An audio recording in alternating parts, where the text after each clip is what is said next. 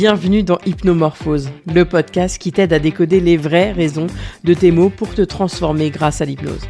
Alors installe-toi confortablement parce que tu es sur le point de débuter une aventure incroyable.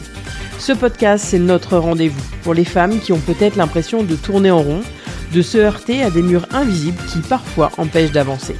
Alors tu sais, ces maux, ces blocages, ces émotions encombrantes, ils ont tous une source, une histoire à raconter. Alors si je te disais que l'hypnose peut être la clé pour déverrouiller ces mystères, eh bien ensemble on va plonger dans le cœur de tes émotions, comprendre ce que ton corps essaie de te dire et transformer ces découvertes en force. Alors prête pour cette aventure ? Respire profondément et laissons ensemble la magie opérer. Bonjour à tous et bienvenue dans ce nouvel épisode. Aujourd'hui, j'ai la chance et l'honneur de recevoir Lucas. Bonjour Lucas. Hello, ça va ? Oui, alors je vais te présenter parce que là je dis que ton prénom, mais tu t'appelles donc Lucas Bourguignon, tu es conférencier et auteur et tu expliques les liens entre le cerveau, les émotions et les expressions du mouvement. Alors si aujourd'hui j'ai souhaité et accepté que on échange aujourd'hui en tant qu'expert sur ce podcast, c'est je suis venue te parler il y a quelques temps des recherches que j'effectuais justement entre ce lien entre l'hypnose et les réflexes archaïques qui pour moi est une belle ouverture et peut-être de réponse à des solutions et tu as lancé l'idée justement d'en faire un podcast et bien évidemment j'ai accepté. Pour moi c'est un sujet fascinant et tu es expert sur le sujet parce que c'est un sujet que tu connais bien, tu t'es formé à plein de choses, qu'on voit bien sur ton site qu'il y a plein de formations et c'est ce qui fait ton expertise et tu connais aussi l'hypnose parce que tu t'es formé à l'hypnoseéricksonienne. Est-ce que tu peux nous expliquer ce que sont les réflexes archaïques et leur importance dans le développement ? Alors la première chose, je vais expliquer évidemment ce que c'est un réflexe. La première chose, moi j'aime bien dire plutôt que expert, j'aime bien dire que plutôt je démocratise, parce que vous allez voir que je vais essayer d'utiliser des mots que tout le monde peut comprendre. Et je ne vais pas du tout m'adresser aux spécialistes, c'est-à-dire que ça m'arrive de former des docteurs, etc. Mais là, le but, c'est vraiment que tout le monde comprenne. Et pour faire très simple, un réflexe, c'est une réaction involontaire et incontrôlable du corps face à un stimulus. Donc le stimulus, ça peut être quand on vous touche, quand vous entendez un son, ou quand votre tête bouge, etc. On connaît tous les réflexes, on nous tape sur le genou, la jambe s'étend. Ceux qui ont des enfants ont tous vu que quand on plaçait le doigt dans la main de l'enfant, tout de suite l'enfant serrait très fort. Il ne le contrôle pas, c'est involontaire, incontrôlable.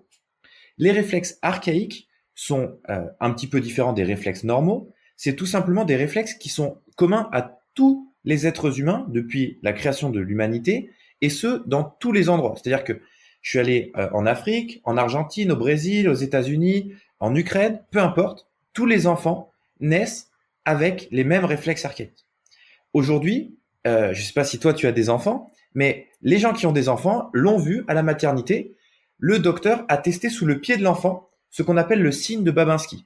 C'est-à-dire qu'il vient stimuler sous le pied de l'enfant, et si l'enfant a une réaction, il dit c'est OK, niveau neurologique, on est câblé. Si par contre il n'y a aucune réaction, le docteur, le pédiatre, va s'inquiéter en disant oula, là il devrait avoir une réaction, on ne l'a pas, on a un problème. Donc les réflexes sont quelque chose qui sont nécessaires, qui vont nous aider à passer par toutes les étapes motrices de notre vie, lever la tête, pleurer, manger, puis après tout simplement se retourner, se relever, ramper, faire du quatre pattes et marcher. Dans un monde idéal, entre guillemets idéal et naturel pour l'être humain, ces réflexes s'intégraient de manière progressive. Un laissait place à l'autre, etc. Sauf que dans la société dans laquelle on vit, notre motricité n'est plus la même. Les stimulations auxquelles fait face la maman, parce que les réflexes apparaissent des fois dans le ventre de la maman, donc le stress que la maman subit, le manque d'activité de la maman, la médicalisation de l'accouchement, tout ce qui est césarienne, tout ce qui est vont faire que le bébé va pas forcément stimuler ses patrons moteurs et ses sens de la bonne façon et va se retrouver avec des compensations et des réflexes encore présents à l'âge adulte. On a beaucoup d'études sur les réflexes primitifs dans l'enfance et on en a peu à l'âge adulte parce que c'est assez nouveau que les réflexes archaïques ne soient pas intégrés à l'âge adulte. Et c'est là où on a une vraie problématique et c'est là, moi, entre guillemets, mon champ de travail, c'est montrer comment un réflexe non intégré peut avoir un impact sur les trois sphères, qu'elles soient physiques, émotionnelles et cognitives, chez, on va dire, l'ado à l'adulte. Pourquoi je m'intéresse surtout à ces champs-là? C'est que les réflexes primitifs chez l'enfant, c'est vu et revu de partout. C'est-à-dire que c'est enseigné dans les écoles de kiné, les orthophonistes, les psychomotriciens commencent à être formés. Ça, il y a déjà des gens qui le font très bien. Par contre, les conséquences plus tard dans la vie, très peu de gens le font. C'est pour ça que j'ai pris ce créneau-là. Génial. Bon, évidemment, je vais avoir plein de questions à te poser parce que là, tu as un peu parlé justement que ces réflexes-là n'étaient pas forcément intégrés dès lors où on était dans le ventre de la maman. Moi, je dis souvent à mes patients, voilà, c'est entre le moment où ils sont dans le ventre de leur maman jusqu'à des fois 2 ans, certains réflexes ne sont pas intégrés. Quels sont les signes que l'on voit à l'âge, donc ado ou adulte, quels sont les signes que l'on peut voir d'un réflexe archaïque non intégré? Alors, déjà, il y a plus de 70 réflexes. Donc, les signes vont dépendre évidemment de chacun. Nous, dans les séminaires qu'on fait, si vous suivez la page Lucas Bourguignon conférencier sur Insta, vous allez voir qu'on travaille sur à peu près 10 réflexes. Parce qu'en fait, c'est des réflexes qui regroupent les sens. Donc, il y a le sens tactile, donc, qui sont les plus visuels à voir. Dans le sens où, si on vient caresser le dos de quelqu'un au niveau de la colonne et qu'il y a une réaction comme ça, c'est un réflexe non intégré. Si on vient tout simplement mettre le doigt dans la main de quelqu'un et qu'il y a encore la réaction comme ça du bébé, réflexe non intégré. Les gens qui sont chatouilleux sous les pieds, on entend très souvent, mais c'est normal d'être chatouilleux. Et en fait, c'est plutôt signe d'une sensorialité qui est défaillante. Et du coup, le corps va compenser. Donc, au niveau tactile, c'est très facile à voir. Et puis, ça peut aussi être au niveau du stress, par exemple. Il y a notamment le réflexe de Moro. Moi, je l'appelle le réflexe interrupteur. En fait, le réflexe de Moro, c'est quand la tête part en arrière et il y a une hyperextension du corps qui va activer le système sympathique.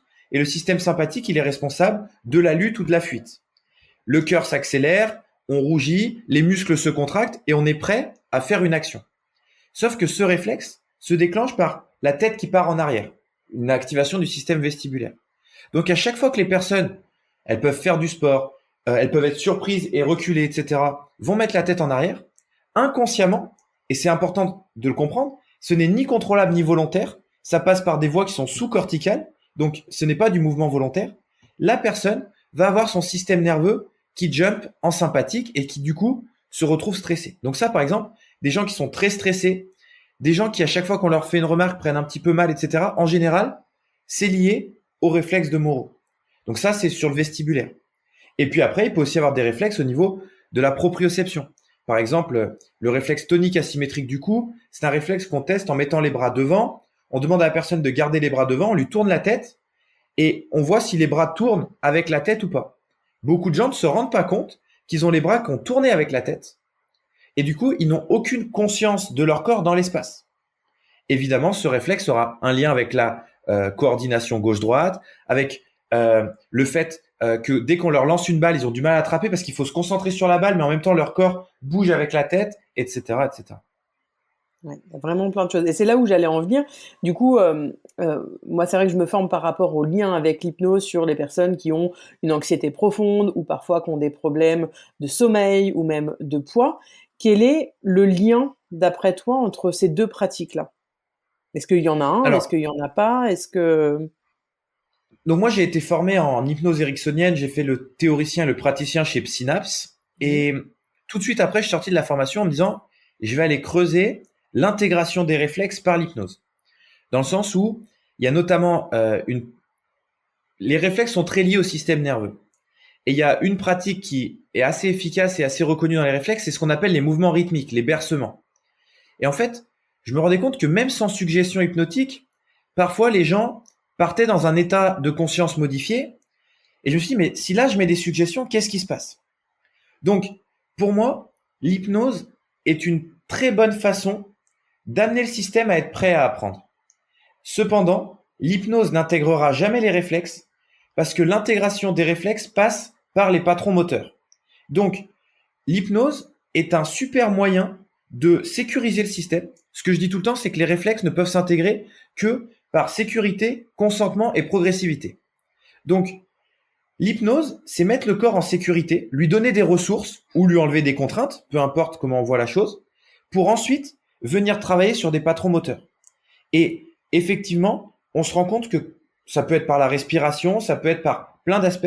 Quand on vient sécuriser le système pour ensuite travailler, le système travaille mieux. Un enfant, je prends toujours l'exemple des enfants, mais un enfant, vous le mettez dans une salle bruyante où il se sent en danger, etc., il ne va pas apprendre sa leçon. Vous le sortez de cet espace, vous le mettez dans la nature, dans un endroit où il est bien, vous le sécurisez, vous l'accompagnez, il va apprendre beaucoup mieux. C'est exactement pareil avec notre système cybernétique, donc corps-esprit, de se dire, si on l'accompagne euh, en sécurité et qui consent à être accompagné, on va pouvoir vraiment lui faire ce qu'on veut. C'est là où l'hypnose est intéressante pour les réflexes. Ouais. Tu vois vraiment le lien. C'est vrai que toutes les recherches que je fais, c'est pour moi, on travaille sur deux axes de travail, c'est-à-dire en effet mettre en sécurité le patient pour aller travailler sur les réflexes, mais à la fois aussi de coupler les deux avec ces exercices, et tu vas nous en parler, tous ces exercices que l'on peut faire, mais aussi à travailler à la fois sur le côté émotionnel, psychologique, etc., avec l'hypnose. Pour moi, c'est vraiment un complément. Et je le dis souvent dans le podcast et sur les réseaux, parfois l'un ne va pas sans l'autre. Et toutes nos techniques mis bout à bout peuvent aider un patient finalement à sortir d'une situation dans laquelle il se sent bloqué. Alors comment toi, tu travailles? Comment est-ce que tu formes des personnes pour qu'ils puissent aider leurs patients? Quel type de personnes tu as en formation? Alors aujourd'hui, donc là, ça faisait 2 ans que j'étais, enfin 2 ans que j'étais plus ou moins en tour du monde pour rencontrer tous les experts du monde dans mon Mmh. domaine. Donc je pratiquais plus moi en cabinet, mais je formais en fait du coup les élèves. Mmh. Je vais recommencer à avoir mes consultations là, à partir de mai à Lyon. Mais par contre, comment je fonctionne en séminaire? Alors déjà, qui sont mes clients? C'est beaucoup de professionnels, ce que j'appelle de l'humain. Avant, c'était majoritairement des coachs sportifs parce que c'est un outil incroyable pour les coachs qui décuple les résultats, c'est assez incroyable. On a ensuite beaucoup de professeurs de yoga. Les professeurs de yoga ont commencé à amener des gens qui étaient spécialisés sur le périnée avec la méthode de Gasquet. Et par ça, on a commencé à avoir des kinés, des ostéos. Et je dirais que maintenant, 80% de notre clientèle, c'est des kinés, des ostéos, des podologues et des psychomotes, etc. On a toujours un petit peu de coach, mais moins. Et puis après, j'ai aussi, et là, donc, dans 5 jours, je pars en Ukraine former des docteurs à Kiev sur le post-traumatique. Et après, j'ai aussi des docteurs, mais beaucoup plus à l'étranger. En France, c'est toujours un peu mal vu par des docteurs d'être formé par quelqu'un qui n'est pas docteur. Du coup, ça va être la deuxième fois que je vais en Ukraine. Et là, dans ces cas-là, on va vraiment parler des émotions, etc. Comment les sens viennent impacter la libération émotionnelle et le trauma releasement, le relâchement du trauma euh, par le corps. Et c'est là où, effectivement, pour rebondir sur ce que tu disais, moi, je ne crois pas, et on a de plus en plus de psys aussi qui viennent en formation, et à chaque fois, ils sont un petit peu surpris de la vitesse à laquelle, par exemple, une hypersensibilité, moi je le dis tout le temps, de mon champ de travail, je ne suis pas docteur, de mon champ de travail, l'hypersensibilité n'existe pas. L'hyperactivité n'existe pas. Ou en tout cas, elle existe, mais à 0,5% des gens qu'on a diagnostiqués comme ça. C'est-à-dire que moi, je suis en train de faire mon diagnostic pour l'autisme, pour le TDAH, etc., pour montrer aux gens entre guillemets, comment c'est fait. Mais très souvent, l'hyperactivité et l'hypersensibilité sont tout simplement un décalage entre les ressources des personnes et ce que leur vie leur demande. Donc, on a eu un live très intéressant avec Julien Pinault sur l'anxiété dans l'Académie des réflexes où il disait, mais l'environnement, ça va être très compliqué de le changer. Dans le sens où la vie, et là c'est une citation qui est peut-être pas trop en lien, mais c'est Rocky Balboa qui disait, rien ne va frapper plus fort que la vie. Mais en fait, c'est vrai au quotidien. Tous les jours, la vie est contraignante. La vie est un stress. Par contre, pourquoi certaines personnes le vivent bien et d'autres non? C'est qu'il y en a qui ont des ressources et d'autres non. Et pour ça, il faut aller travailler à la base des ressources qui sont les 7 sens et le système nerveux. Et c'est là où, pour revenir à la conversation, comment j'emboîte tout ça? En fait, je suis formé en hypnose, je suis formé en posturologie, je suis formé en préparation physique, je suis formé en kinésiologie, je suis allé aux États-Unis, j'ai rencontré les plus grands experts. Et à chaque fois, je me disais, mais on en revient toujours à la même chose. Si la fondation n'est pas solide, tu peux faire tout ce que tu veux, ça ne fonctionne pas. Comment moi je vois mon boulot? C'est qu'aujourd'hui, les réflexes archaïques et le système nerveux devraient être une base que tous les humains ont acquise. Sauf que ce n'est pas le cas. Donc moi, mon but, c'est de redonner aux humains leur capacité originelle pour ensuite qu'ils puissent être accompagnés par d'autres professionnels de la meilleure des façons. Je ne prends le travail d'aucun kiné. je prends le travail d'aucun ostéo, je prends le travail d'aucun psychomote, d'aucun hypnothérapeute, d'aucun psychologue. Juste, ils ont des personnes qui arrivent dans leur cabinet avec un frein à main énorme, qui soit au niveau sensoriel, cognitif, etc. Moi, mon but, c'est de me dire, je vous enlève le frein à main, et là, vous pouvez travailler avec la Ferrari. Et c'est vraiment comme ça que je vois les réflexes. Et toutes les personnes qui sortent de mes séminaires et qui se disent praticiens en réflexe, tout de suite, ils reçoivent un message en disant à la base, tu étais kiné. Aujourd'hui, tu as un nouvel outil qui te permet de mieux faire ton accompagnement kiné. Mais attention, hein, pour moi, les gens qui disent qu'ils pratiquent en réflexe, c'est un problème. Dans le sens où, à la base, les réflexes, c'est quelque chose qui devrait être intégré. Oui, il faut les travailler. Oui, c'est bien d'aller neutraliser le système pour le permettre de travailler. Mais derrière, chacun a sa spécialité. La manipulation devra toujours être faite. L'accompagnement émotionnel devra toujours être fait. Mais autant le faire avec quelqu'un qui est prêt à apprendre. C'est exactement pour ça que je dis c'est complémentaire.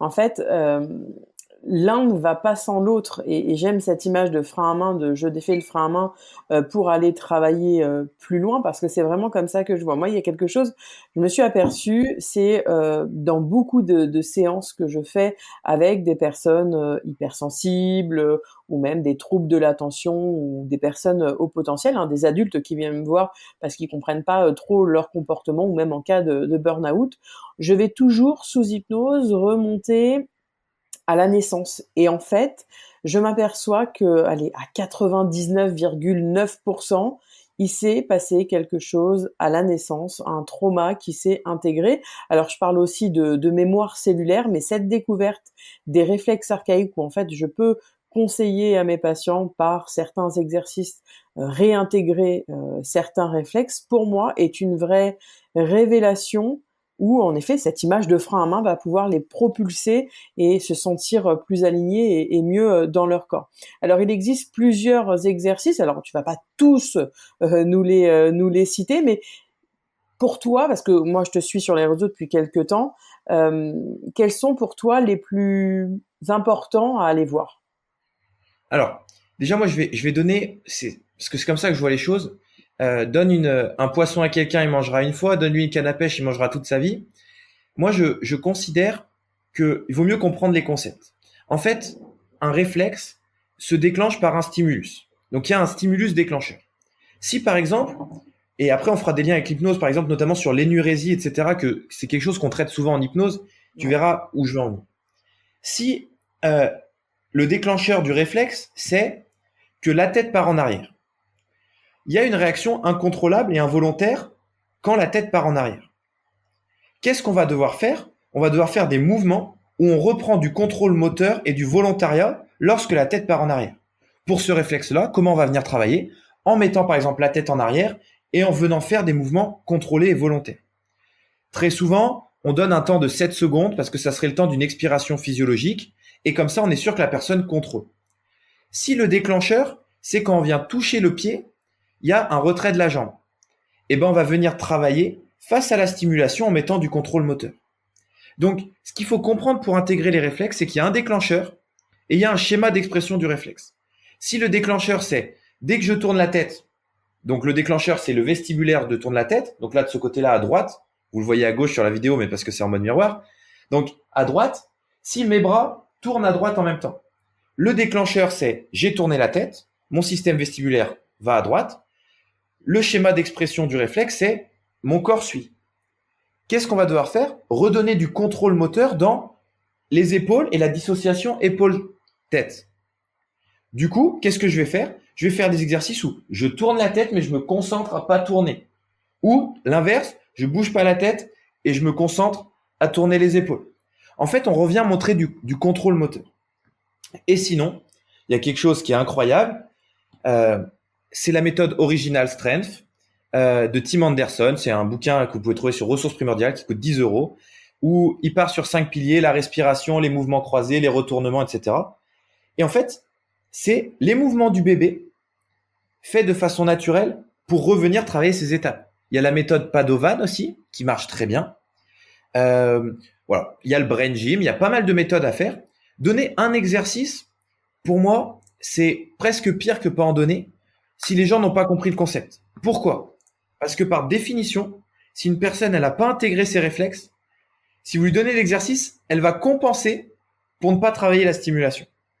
D'où l'intérêt, et moi c'est ce que j'ai toujours dit, je me fais un petit peu défoncer des fois pour ça, tous ceux qui vendent des formations sur les réflexes archaïques en ligne, pour moi, on n'est pas loin de l'arnaque. Ouais. Et je dis Après, pas dans loin parce que l'explication, est-ce qu'il donne une explication? Parce que moi, je sais que je fais partie des personnes qui t'avaient posé la question si tu faisais justement les formations à distance, parce que j'aimerais suivre une de tes formations et bon bah parfois le lieu et la date ne correspondent pas et j'aime ce côté à distance. Est-ce que si la personne explique en plus de donner des exercices, ça a une cohérence ou pas du tout? Pour toi, il faut alors, vraiment du présentiel. je pense que 1% des gens seraient capables de le prendre. Il y a un Ouais. très bon livre qui s'appelle Le Grand Livre des Réflexes. Il y a plein de gens qui l'ont lu, ils n'ont pas compris. Je récupère en séminaire, chaque séminaire des gens qui ont été formés aux réflexes en ligne, leur compréhension, elle est très faussée. Ce qu'il faut comprendre, c'est que il y a le système nerveux, il y a les 7 sens, donc les 5 qu'on connaît, plus le proprioceptif et le vestibulaire. Et après, il y a la maturité des réflexes. Il y a une grosse part sensorielle dans les réflexes. Et pour le sensoriel, le présentiel ne sera jamais remplacé, je pense. Donc, je pense qu'il faut sentir. C'est pas du tout ésotérique, etc. C'est-à-dire que c'est pas du ressenti. Tous les travaux sur PubMed, sur les travaux de recherche montrent l'importance du patron moteur. Je ne crois pas au coaching sportif en ligne. Je ne crois pas à ces choses-là. Pour moi, ça se passe beaucoup en présentiel. Donc, on s'en rend compte, nous, les élèves qui viennent nous voir en séminaire, ça arrive parfois que les élèves prennent le séminaire euh, et du coup, nous, tout est en replay. Avant, on donnait le replay aux élèves qui n'avaient pas pu venir. Les seules fois où on l'a fait, la personne a sorti une formation sur les réflexes qui est pleine d'erreurs juste après. Parce qu'en fait, il manque le côté pratique et d'observation, etc. Parce que un réflexe, c'est aussi pour ça que j'aime les réflexes. S'il y a 100 personnes qui testent le réflexe d'une personne, si le réflexe est encore hyperactif, 100 fois, on va avoir une réaction. 100 fois. C'est-à-dire que c'est pas comme la kinésiologie. Moi, je suis allé étudier avec les élèves de John T. Touch for Health et on fait 10 fois le test et on a 6 résultats différents. Et la personne va te dire, oui, mais c'est parce que l'humain change chaque seconde, l'humain change. Ok, mais la réintégration, on l'a fait selon quel truc, vu que l'humain a changé?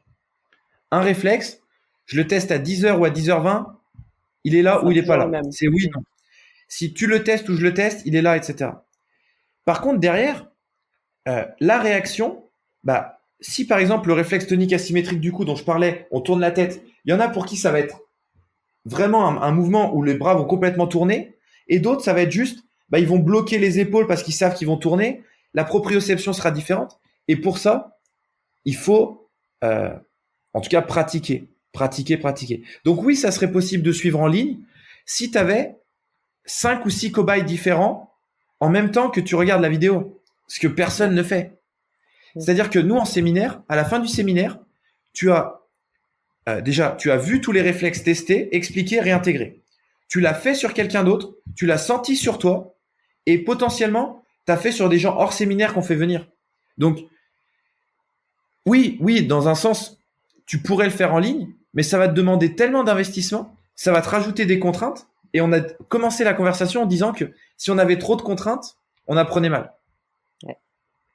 Totalement. Après, moi, je fais partie des personnes qui pensent qu'aussi, euh, alors c'est peut-être un mode de fonctionnement, hein, mais de pratiquer plutôt que de lire un bouquin qui dit bah fais ci, fais ça, essaye ci, essaye ça. Plus le fait de pratiquer, on retient mieux, on mémorise mieux.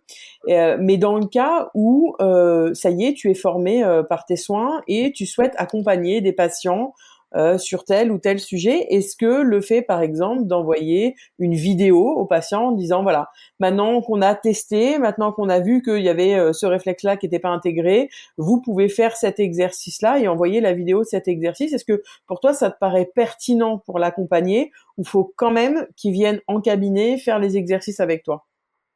Alors, monde idéal, moi je vois les gens une fois par semaine.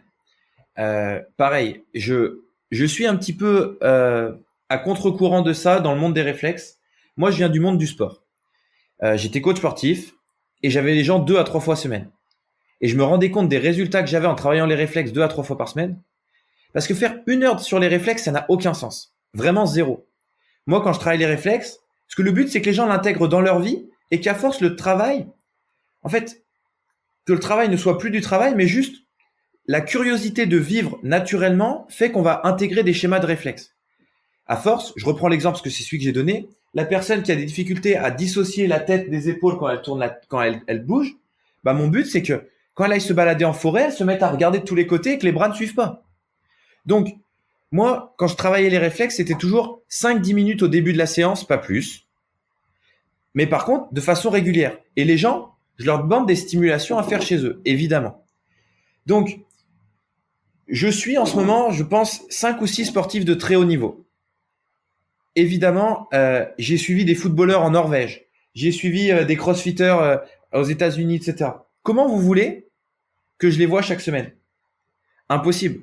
Est-ce que c'est optimal? Non. Est-ce qu'on s'adapte? Oui. Est-ce que eux, leur objectif fait qu'ils ont une motivation qui va suffire? Oui. Ce qui est sûr, c'est que moi, le premier bilan sera toujours fait en présentiel. Ouais, c'est bien ce que je disais, c'est que le premier, voilà, il y a l'explication, etc. Et après, il y a ces exercices qui peuvent se faire à Et distance. Et en combien de temps on peut réintégrer, toi, avec ton expérience, en combien de temps on peut réintégrer un réflexe? alors, juste pour la question d'avant, je sais qu'il y en a beaucoup qui vont dire, ouais, mais du coup, tu dis ça et en même temps, tu es à Lyon, on peut pas te voir. Une des premières choses que j'ai fait quand j'ai créé mes séminaires, tous les élèves qui sont formés chez moi apparaissent dans un annuaire des praticiens. Vous en avez dans 7 pays différents, vous en avez au Maroc, vous en avez en Ukraine, vous en avez en Belgique, en Suisse, au Portugal, de partout. Euh, Si jamais vous avez besoin de voir un praticien, en France, il y en a quasiment de partout. Vous allez sur notre site, il y a la liste des praticiens et vous allez pouvoir trouver. Moi, ça m'arrive très souvent de faire un bilan par quelqu'un d'autre. Il m'envoie le compte rendu, etc. Donc, c'est aussi quelque chose qu'on a voulu mettre en place pour ça. Ensuite, pour la question de combien de temps, la, la littérature et les gens qui travaillent dessus disent 6 semaines. 6 semaines à travailler un réflexe régulièrement en travaillant un seul réflexe à la fois. Ce que moi j'ai observé en allant me former chez le docteur Melillo, qui lui travaille sur le balancement hémisphérique, donc la connexion des deux cerveaux, des deux hémisphères du cerveau, c'est que en venant sécuriser la connexion et en venant améliorer la communication entre les deux hémisphères, la capacité d'apprentissage est tellement améliorée qu'on peut avoir des résultats plus rapides. Sauf que, pour moi, l'accompagnement en réflexe est vraiment un accompagnement long terme. D'ailleurs, c'est un accompagnement, je le rappelle, c'est ni une prise en charge, ni un suivi, les mots ont du sens. C'est un accompagnement sur un paquet de temps. Parce que les gens qui viennent me voir pour ça, en général, ils ont le premier réflexe qui a sauté, et du coup, ça a fait sauter une myriade de réflexes derrière. Donc, c'est rare que j'ai qu'un seul réflexe à travailler. Souvent, je travaille pour l'objectif de la personne. Si elle est stressée, ça sera Moro, je fais des raccourcis, mais ce sera ça. Problème de coordination, RTAC, etc. Donc, je travaille le réflexe, et derrière, probablement 4 ou 6 semaines après, on va regarder un autre réflexe, et on va peut-être pouvoir faire des exos qui stimulent les deux réflexes. Et après, d'où l'intérêt d'avoir compris les principes. Après, on peut jouer avec les choses et redonner une motricité de plus en plus naturelle aux personnes. Ok. Intéressant, intéressant. Tout à l'heure, tu nous parlais d'énurésie chez les enfants. Ouais. Bah, en fait, ce que je trouve, par exemple, des cas que j'ai trouvé vraiment très forts en hypnose, il y a, on va en parler de trois qui me parlent. Il y a l'arrêt du tabac, l'énurésie et la gestion du stress. Je pense que c'est des choses qu'on retrouve très souvent en hypnose. Et pour moi, je suis sorti de la formation, j'ai testé, il manquait quelque chose. En fait, l'énurésie, très souvent, on vient travailler sur la systémie familiale ou sur le rapport qu'on a à ça, le bénéfice secondaire, on vient faire des ordalies, des choses comme ça. Mais il y a quelque chose d'assez fort, c'est que, et tu pourras le tester si tu veux, très souvent, les enfants qui font de l'énurésie, quand on vient leur toucher le dos, ils ont des énormes réactions. Ouais. Et du coup, Je le fais en rendez-vous et on voit à chaque fois en fait. Je fais la mais réflexion, l'exercice suite à tes vidéos pour aller comprendre parce il y a un côté émotionnel. Hein. Moi, j'utilise l'hypnose sagesse et en fait, on va chercher l'origine du blocage. Donc, il y a plein de choses qu'on va chercher. Mais souvent, quand je fais l'exercice que tu proposes, dans tous les cas, on voit que c'est pas intégré, quoi. Et du coup, ce qui est assez marrant, c'est donc ça, c'est le réflexe qu'on appelle spinal de Galant. Donc pour ceux qui écoutent et qui n'ont pas vu les vidéos, vous venez en haut du dos, à 1 cm sur le côté de la colonne, et vous venez descendre un stylo jusqu'à faire une petite virgule sur la fesse. Si l'enfant a une flexion des épaules sur le bassin, il a le réflexe non intégré. Et si vous l'avez des deux côtés, c'est là où c'est intéressant, c'est que les stimulations, vu qu'il ne peut pas se fléchir des deux côtés en même temps, il va venir rentrer son ventre ou sortir son ventre. Qu'est-ce que ça va venir faire? Appuyer sur tous les organes qui sont responsables de l'urine ou même des fois de l'éjection anale. Et du coup, ces choses-là, c'est intéressant, c'est qu'en hypnose, on va venir lever les contraintes de l'individu. C'est-à-dire qu'on va lui donner des ressources, apprends à te contrôler. Donc en fait, on va le rendre plus fort face à une stimulation qu'on n'a pas du tout gérée. Alors que là, on a un outil qui est, on va te donner les capacités de ne plus être en danger face à cette stimulation. Sachant qu'il faut savoir que l'enfant qui a ça, son t-shirt lui fait des stimulations toute la journée, les étiquettes, un calvaire, la chaise, un calvaire. C'est en général des enfants qui ne tiennent pas en place. Pourquoi? Parce qu'en fait, tenir en place voudrait dire faire face à cette stimulation qui, pour eux, est un danger. Donc, on peut travailler tout ce qu'on veut en hypnose, on travaille la capacité à compenser cette stimulation, ce qui est très bien. Par contre, si en même temps, on vient travailler pour que la stimulation, qui n'a aucune raison d'être dangereuse, ne le soit plus, ça fonctionne. Donc ça, c'est le premier cas, par exemple, typique. Si votre enfant fait de l'énurésie, vous allez sur notre page, vous testez, vous mettez comment tester le réflexe de Galland, on a une vidéo même comment réintégrer, etc. Vous allez voir, c'est assez fou. Le deuxième cas que je trouve en hypnose qui est hyper pertinent, c'est le tabac. Donc le tabac, qu'est-ce que souvent on dit aux gens? Oui, mais il faudra remplacer le geste parce que tu as ancré le geste dans ta tête. Et mon postulat depuis pas longtemps et qui s'avère pour l'instant tout le temps payant, que ça soit sur les TCA et sur donc les TCA, les troubles du comportement alimentaire et le tabac, c'est qu'en fait les gens, ce n'est pas le geste qu'ils ont besoin, c'est la stimulation.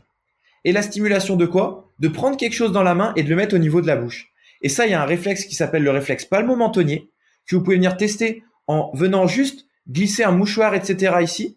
Et vous voyez s'il y a des réactions au niveau de la main ou ça. Si la personne aussi tire la langue quand elle écrit, en général, ce réflexe, il est actif. Et en fait, les personnes ne vont pas chercher. Très souvent, les gens qui arrêtent la cigarette, ils se mettent à manger des sucettes ou ils se mettent à mâcher un chewing-gum. Pourquoi? Parce qu'ils ont besoin de cette stimulation. Parce qu'au niveau sensoriel, ils sont immatures. Vous les faites progresser sur le niveau sensoriel, vous réglez le besoin et en général, l'addiction, elle saute. On a une diététicienne qui est venue à notre séminaire à Biarritz.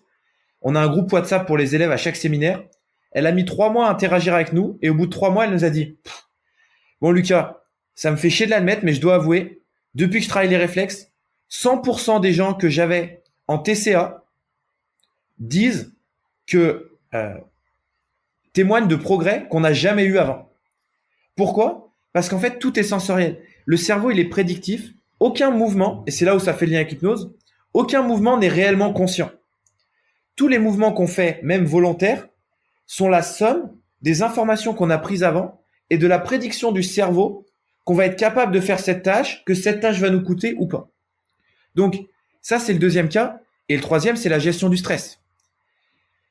La gestion du stress, pour moi, c'est là où les réflexes sont le plus épatants. C'est qu'en fait, le stress, on le vit tous. On a fait un réel il y a pas longtemps, comment gérer son stress. En fait, la vie est un stress. Tout le monde vit du stress. Sauf qu'il y a tes ressources pour faire face au stress et le stress qui arrive. Si tu as un petit bateau et qu'il y a une petite vague, ça passe. Si tu as un petit bateau qui a une grande vague, ça passe pas. Si tu as un grand bateau qui a une grande vague, ça passe. Et si tu as un grand bateau et qu'il y a une petite vague, ça passe, mais tranquille. Et en fait, c'est comment on amène les gens à être des grands bateaux pour faire face aux vagues. Et ça, c'est les systèmes de résilience qui sont très connus, et c'est les systèmes de surcharge progressive et d'adaptabilité sensorielle. Et ça, le réflexe de Moro, par exemple, si à chaque fois que vous mettez la tête en arrière, votre système sympathique se déclenche, quand vous allez vous coucher, vous bougez, la tête part en arrière, ça redéclenche. Vous avez du mal à dormir. Ok, mais du coup, si vous dormez mal le lendemain, vous allez être fatigué, vous allez avoir moins de ressources, votre bateau il va être amoché pour faire face aux vagues. Donc, qu'est-ce que vous allez faire? Vous allez éviter de faire des choses. Et progressivement, votre bateau va devenir de pire en pire. Et on peut venir travailler en hypnose en disant, on vient recoller les brèches du bateau. Il faut le faire. Si on vient pas travailler au niveau sensoriel, on manque un levier d'action qui est énorme. Totalement, totalement. C'est vraiment les découvertes que j'ai fait. Et j'allais te poser la question, mais tu as déjà répondu à certaines choses sur. Moi, j'ai beaucoup de questionnements sur tout ce qui est prise de poids, difficulté à arrêter de manger sucre ou des aliments voilà, pour punir, etc. Mais tu as déjà répondu à ces deux réflexes-là qu'on peut aller travailler. Est-ce que au-delà des résultats que la diététicienne a vus, tu as d'autres choses à nous communiquer sur le sujet perte de poids? Alors, déjà, ce qu'il faut savoir, et ça va te parler, c'est qu'un individu fait ce qu'il y a de mieux pour lui à l'instant présent, tout le temps. C'est la base de l'hypnose. Donc derrière, il faut comprendre quel est le bénéfice secondaire. C'est-à-dire que, euh, encore une fois, dans mon expérience, beaucoup de femmes que j'ai eues en surpoids ont eu un rapport au contact physique très mauvais, que ça soit de la violence physique, du viol, etc. Et du coup, il y a aussi une protection du corps. C'est-à-dire que le corps protège de ces agressions. Des fois, quelque chose de punition, etc. Il faut comprendre quel est le bénéfice pour la personne d'être en surpoids. Ça fait jamais du bien d'entendre, mais très souvent, il y a un bénéfice secondaire à prendre du poids. Dans la société dans laquelle on vit, on sait que être en surpoids est quand même un fort risque de mauvaise santé. En tout cas, de dégrader sa santé. On sait aussi que ça a quand même un risque d'être exclu socialement. Et pourtant, pour certaines personnes, ça reste meilleur que ne pas être en surpoids. Il faut comprendre pourquoi. Ça, c'est complètement le rôle de l'hypnose. Et très souvent, on se rend compte que effectivement, il y a la radiation du nombril dont on parle souvent. Les personnes en surpoids ont très souvent une radiation du nombril qui est pas bonne. La radiation du nombril, c'est quoi? C'est la connexion entre son nombril, qui a été le centre de notre monde quand on était dans le ventre de la mère, et les 6 branches, donc la bouche, les voies d'évacuation et les 4 membres, qui ont été notre ouverture au monde aérien quand on est sorti. Très souvent, il y a un manque de connexion entre le nombril et la bouche, des problèmes de digestion, des problèmes d'évacuation, des réflexes sensoriels qui sont pas bons, etc. Donc, on se rend compte que là, et c'est un sujet qui est toujours un peu délicat à parler, et à chaque fois qu'on en parle différemment que les diététiciens et les psys, on se fait un peu tacler. Mais moi, je ne fais jamais de suivi de perte de poids extrême sans un psy et un diététicien.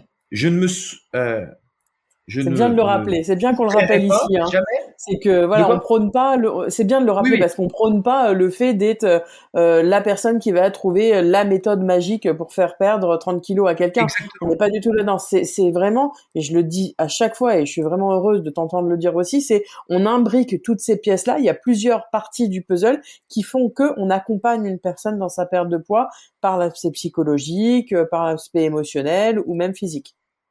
Parce que effectivement, moi, je recevais, en fait, quand j'ai jamais communiqué sur les réflexes. Moi, j'ai travaillé à Paris et c'est mes clients qui m'envoyaient quelqu'un, etc. Tous les gens que je recevais, c'était, ça fait 5 ans que j'essaye ça fonctionne pas. Et à chaque fois, on travaillait et je leur disais, mais du coup, il va falloir recommencer ce que tu as fait. Ils me disent, mais non, ça a pas marché. Je dis, oui, mais ça marchait pas, tu avais un frein à main. Maintenant, refais-le. Et moi, je pense que il y a des psys à Paris, 60% de leur clientèle, c'est moi qui les renvoyais. Parce que la personne qui a vu un diététicien pendant 5 ans, qui a fait des yo-yo incroyables, elle vient me voir. On comprend pourquoi le yo-yo pour elle est sa meilleure compensation. On voit si c'est OK pour la lever, parce qu'il y a aussi des personnes qui n'ont pas envie de sortir de ça. Et c'est OK, c'est leur vie. Moi, je n'invente pas l'objectif pour la personne. La personne, elle vient me voir.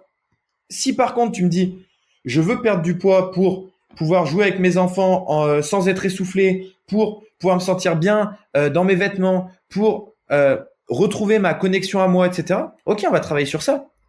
Par contre, si tu es en énorme surpoids et que tu viens me voir parce que tu as mal au dos, moi, je travaille sur ton mal de dos. Parce que je suis pas là pour inventer des choses.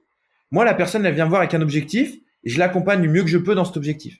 Et derrière, une fois que je considère que les freins à main sont quasi tous levés, parce que des fois, il y en a plusieurs, je dis, bah voilà. Et j'envoie un bilan à un kiné, à un ostéo, à un ophtalmo, peu importe la truc. Ok, nous avons travaillé ça. Très souvent, je me fais ouvrir en deux par le docteur en mode, je suis pas docteur, mais c'est pas grave. Je fais le bilan, j'ai envoyé la personne, et le nombre de fois où des orthoptistes me disent, ah, on a eu des super résultats. Oui, enfin, ça faisait 25 séances que tu faisais avec elle, t'avais pas de résultats. Là, tu as des résultats depuis 3 semaines, ça fait un mois que je bosse avec elle. bah, peut-être que c'est bien qu'on discute. Très souvent, pour les professionnels de santé, c'est dur de remettre en cause. Moi, le premier, je venais de STAPS, j'ai fait 4 ans en STAPS.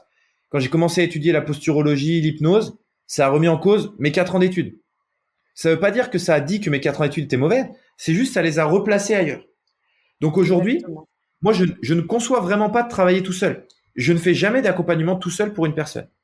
Juste, comment on peut, et là pour les personnes en surpoids, pour les personnes TCA, pour les personnes stressées, un cas qu'on a énormément, c'est le nombre de femmes qui, après avoir travaillé les réflexes, retrouvent leurs règles, alors que ça faisait 6 ans qu'elles n'avaient pas leurs règles. C'est un truc de fou. Ouais. Moi, j'ai eu le truc qui m'avait fait le plus rigoler, c'était à Paris, une femme qui était toujours très apprêtée, et un jour, elle vient me voir, et elle avait les ongles qui étaient pas vraiment faits. Ils avaient repoussé, elle avait pas fait sa manucure. Et du coup, je lui dis, eh ben, dis donc, on se laisse aller en rigolant. Elle me dit, Lucas, je lui ai pas fait la manucure pour te montrer. J'ai les ongles qui repoussent. Ça faisait 2 ans que ça m'arrivait pas. En fait, le système nerveux était en surcontrainte. Quand vous êtes une femme et que vous n'avez plus vos règles, au niveau du système nerveux, il y a quelque chose qui ne va pas. Quand on a encore eu le cas, on l'a posté il y a pas longtemps, l'endométriose. Le nombre de femmes qui sont en endométriose, médicamentées, etc., on se rend compte que quand on vient travailler sur les réflexes, on libère tellement de contraintes du système nerveux que on a des témoignages que nous on partage chaque fois qui sont, Lucas, j'ai eu mes règles, j'ai eu des douleurs, mais tellement supportables. Quand on a un niveau 2 qui s'appelle trouble de la sexualité, ça sera avec Marie Chou, qui est thérapeute de l'intime, comme elle dit, travaille beaucoup sur le périnée, sur le contact sensoriel. Et en fait, on a fait le niveau 2 parce que Marie Chou m'a dit, Lucas, ça a changé mon boulot. Et on a, après chaque séminaire, des retours. Et moi, je voulais pas le traiter parce que déjà, je me fais défoncer par les docteurs, mais si je commence à traiter ces sujets-là, ça va être la cata. Du coup, on a fait intervenir quelqu'un d'autre. Et le séminaire sur ça, il va être incroyable parce que les liens qu'on peut faire entre le système nerveux et la sécurité corporelle et donc l'orgasme et donc la perte de poids et donc le sommeil et donc les troubles du vestibulaire et donc tout en fait, la performance dans tous les champs. Et pour moi, c'est aussi pour ça que on a fait les réflexes. À la base, moi, je le travaillais. Je n'avais pas besoin d'enseigner. À un moment, c'est juste qu'on est venu me chercher, Benjamin en Belgique. Écoute, Lucas, ce que tu fais, faut que tu l'enseignes. J'ai fait le séminaire en Belgique et il y a Lohan qui travaille avec moi maintenant qui m'a dit, mais Lucas, ça doit être partagé en France. Et puis après, en Italie, il y a une école qui m'a appelé. Et puis maintenant, c'est les docteurs en Ukraine. Ouais, Parce que les résultats qu'on a sont merveilleux. mais je pense à plein de patients là dans tout ce qu'on évoque et je me dis qu'il y a encore plein de choses à faire. Mais bon, je pourrais te poser des questions encore pendant des heures sur ce sujet-là et je pense qu'il y a encore des choses à découvrir et exploiter. Je te remercie en tout cas d'avoir donné, alors non pas ton expertise parce que t'aimes pas ce mot-là, mais ton point de vue et ton enseignement par rapport à ça. Où est-ce qu'on peut te retrouver sur les réseaux sociaux pour les personnes qui nous écoutent? Alors, la page principale, c'est Lucas-Bourguignon-, conférencier sur Instagram. C'est là où se passe 90% des choses. Et après, on a refait notre site internet qui s'appelle lucasbourguignon.fr. Facile. Vous aurez toutes les infos. Vous aurez une plateforme en ligne. Ce que je vous invite vraiment, on a vraiment fait l'effort d'avoir du contenu qui était gratuit et accessible à tous. On a une plateforme qui s'appelle l'Académie des réflexes. C'est une plateforme gratuite où chaque mois, il y a un intervenant qui intervient sur son domaine. On a eu l'anxiété, on a eu la dépression, on a eu les troubles d'apprentissage, la posture, la respiration, les troubles digestifs. C'est vraiment une mine d'or d'infos, c'est gratuit et vous pouvez la retrouver sur notre page Instagram ou sur notre site. Donc n'hésitez pas à aller jeter un œil parce que c'est vraiment cool. Et j'invite des gens qui sont pas forcément très mis en avant sur le devant de la scène, des réseaux, etc. et qui sont très bons. Donc ça vaut le coup d'aller voir. Génial, je marquerai toutes les informations dans le descriptif. Merci à toi Lucas et pour ceux qui veulent te suivre, donc tu as donné les informations. Et, je vous invite vraiment à le suivre, vous allez voir que vous allez apprendre une tonne de choses et couplé à l'hypnose, on a des résultats splendides et spectaculaires. Merci à toi Lucas, belle fin de journée. Salut.